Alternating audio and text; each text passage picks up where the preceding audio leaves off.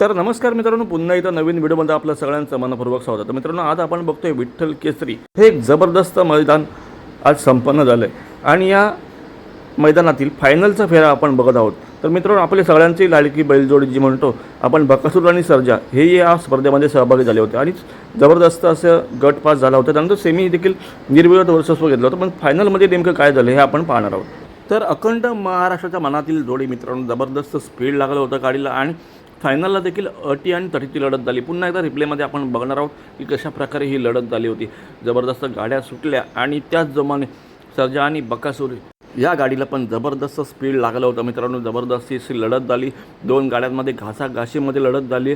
अजूनपर्यंत निकाल जाहीर झाला नाही, परंतु थोड्याच वेळामध्ये निकाल पण जाहीर होणार आहे नक्कीच आणि मजा येईल. खरोखरच वाघांनी या दोघांनी कमबॅक करून दाखवला.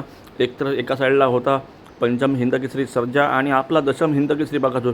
नक्कीच फायनलचे आणि एक नंबरचे मानकरी झालेत का हे कमेंट करून सांगायला विसरू नका. नक्कीच हा व्हिडिओ जर तुम्हाला आवडला असेल तर लाईक करा, मित्रांमध्ये शेअर करा आणि चॅनलवरती जर नवीन असाल तर लगेच सबस्क्राईब करायला विसरू नका. भेटूया अशाच एका नवीन व्हिडिओमध्ये. तोपर्यंत बाय बाय.